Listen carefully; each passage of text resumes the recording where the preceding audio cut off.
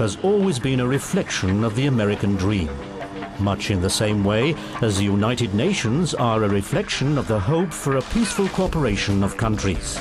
Starting with 51, the UN has grown to 191 member states. The headquarters in New York are the permanent seat of the UN administration and the Secretary-General Kofi Annan. I think we have an opportunity today to make a bit of history. One of the initiatives he inspired is the Global Compact. Officially launched in July 2000 in New York, Global Compact is the first partnership between the UN and business organizations to face the challenges of globalization. Companies who join Global Compact commit themselves to promote 9 universal principles in the areas of human rights, labor conditions and the environment, for example, to abolish child labor. Today, several non-governmental organizations, international corporations and over 1,200 companies are members of the worldwide network. One of them is SAP, a founding participant. The reasons for joining the initiative are obvious for Georg Kell, executive head of the Global Compact Office. SAP, being in the information and software business, has an interest in transparency and anti-corruption, which is one of the big problems we are tackling around the world.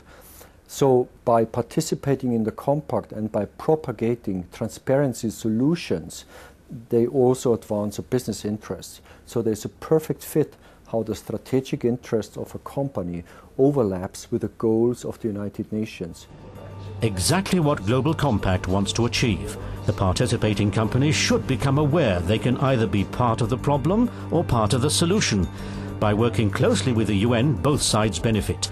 The project is considered an experiment and cannot yet be called a success. One impediment might be that the initiative is voluntary and there are no regulations for the participating companies. Once companies participate, they commit themselves to communicate on progress on implementation in their own annual publications. And by making public what they're doing, using the power of transparency and the scrutiny of public activists, not just shareholders but stakeholders in the broader sense, progress on the implementation is, so to speak, socially vetted in a very public discourse. So the dynamics of social change kick fully in. The Global Compact website facilitates this. The portal, sponsored by SAP, is a central communication platform of the initiative. Here, all participating members exchange information and submit case studies, examples and projects on how a company implements the principles of Global Compact. This can help other members.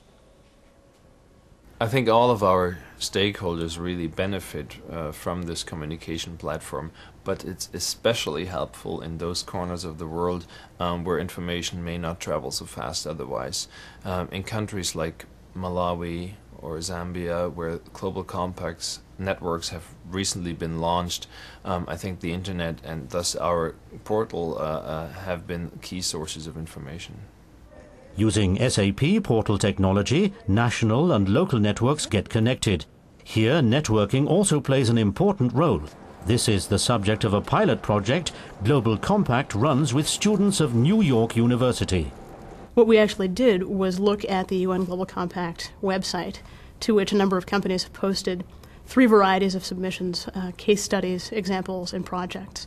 And then we used functionality built into the website to respond or to comment on those submissions to engage in dialogue with companies and promote transparency. It seemed like a number of the companies were actually grateful for this kind of feedback. It gave them an opportunity to clarify some of what they were saying and make it even more useful for people reading their postings in the future. For the United Nations, initiatives like Global Compact complement their work to promote more sustainable global market growth. And this can only come true if the UN works alongside partners like SAP. If the UN doesn't learn how to work with all actors in society, including and especially business, we will just not become relevant again. Business is one of the key drivers in the globalization process, the key driver behind wealth creation, probably the best hope we have to overcome poverty in many parts of the world. So learning how to work with business is essential precondition for gaining relevance and for having higher impact.